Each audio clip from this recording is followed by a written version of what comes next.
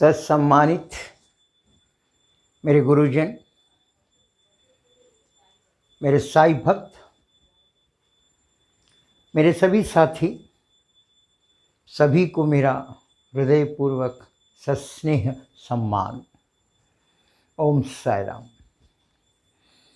आज कुछ एक अजीब सी चीज़, एक बहुत ही दिलचस्प चीज़ मैं आपके सामने ले आया हूँ। ये 2010 की घटना है। मैं एक बाबा की एक लीलाओं का एक पुस्तक पढ़ रहा था जो श्री दासगणु महाराज ने लिखी थी। उसमें एक ऐसा अध्याय था, अध्याय करीब करीब 2-3 पन्नों का होता है या एक पन्ने का होता है, लेकिन ये अध्याय केवल एक ही वाक्य से शुरू हुआ। वाक्य कैसे जैसे खत्म हो गया, अध्याय खत्म हो गया। मैं सोचता रहा, मैं 2 बार पढ़ा, 3 बार पढ़ा, ये क्या है, लेकिन उसमें बहुत कुछ है। अध्याय केवल यही था कि श्री साईं बाबा अपने कुछ दोस्तों के साथ सर में आम से भरी टोकरी रखकर और उसे खाते खाते बनारस जा रहे थे। रास्ते में आम खत्म हो गए और वे बनारस नहीं पहुंच पाए। बस इतना ही था। मैं सोचा कि और भी कुछ होगा या शायद उसके अगले अध्याय में इसके बारे में कुछ होगा। कहीं नहीं, दूसरा टॉपिक था।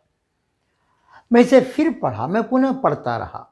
अब मैंने सोचा कि ये वो नहीं है जो मैं इसको सरलता से देख रहा हूँ, इसमें बहुत कुछ होना चाहिए। तब मैं उस वक्त हमारे कुछ साई भक्त, हमारे गुरुजन, जिनके द्वारा ही मैं इस साई के भक्ति की ओर अग्रसर हो पाया, उनकी कृपा से मैं उनके पास भी गया, बहुतों के पास गए, इस प्रश्न को रखा। मैंने कहा कि इसका क्या सही में, इसका क्या तात्पर्य है, इसका क्या मतलब है।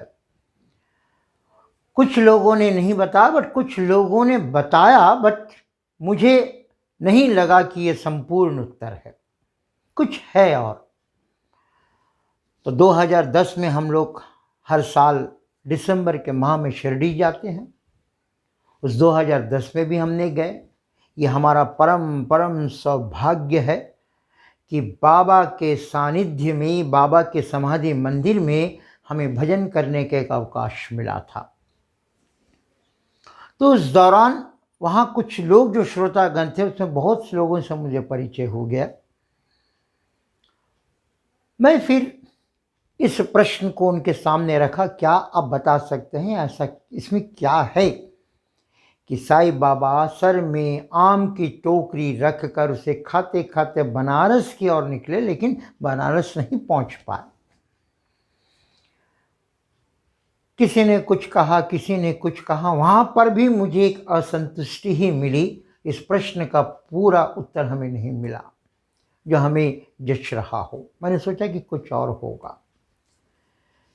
फिर हम अपने भक्ति निवास जहाँ ठहरे थे चले गए। फिर दूसरे दिन सुबह प्रातः नहा धो करके सुबह सुबह हम द्वारका माई गए।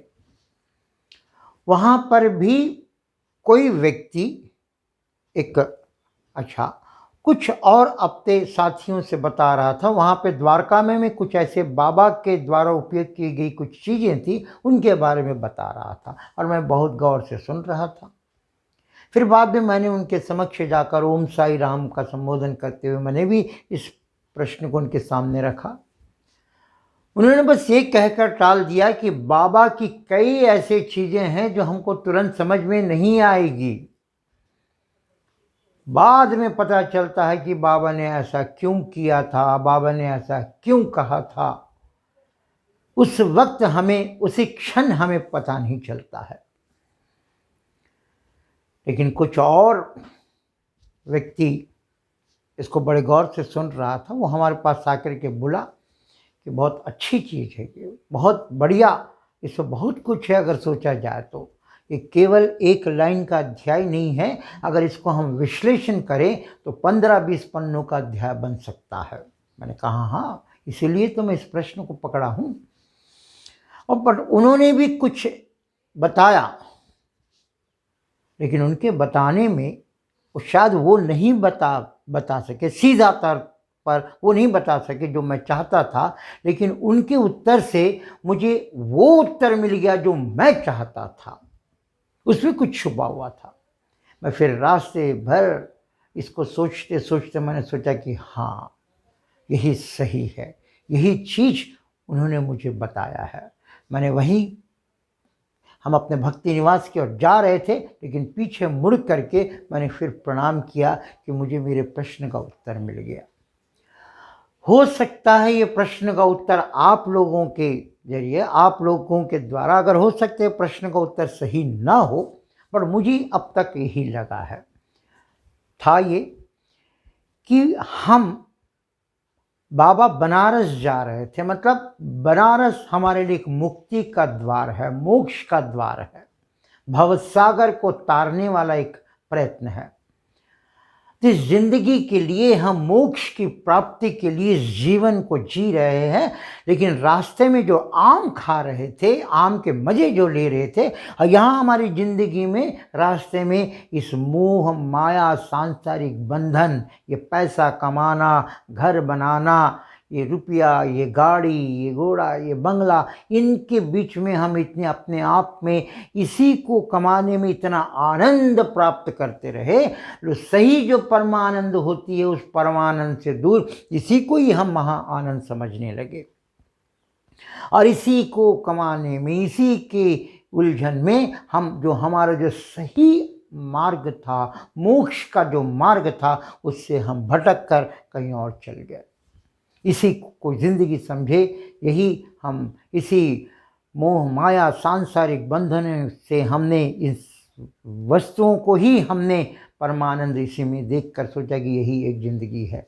एक सफल ज़िंदगी वही होती है, एक अपना घर हो, एक अच्छी नौकरी हो, रुपया हो, पैसा हो, घोड़ा हो, गाड़ी हो, इसी को हम एक परमानंद सोचते हैं कि हमारे जीवन सफल हो गया। लेकिन जीवन सफल तब होगा जब हमें सही में मोक्ष प्राप्त होगी। तो शायद बाबा ने हमें यही उत्तर दिया है, ये मुझे लगा। हो सकता है आपके पास कुछ और इसके लिए तर्क हो, तो हमें कृपया कमेंट बॉक्स में दें। बाबा अपने सर पे आम की टोकरी रखकर उसे रास्ते भर खाते हुए जा रहे थे। आम खत्म हो गए और बनारस नहीं पहुंच पाए। ओम साई राम। सर्वे जना सुखिनो भवन्तु। ओम शांति शांति शांति।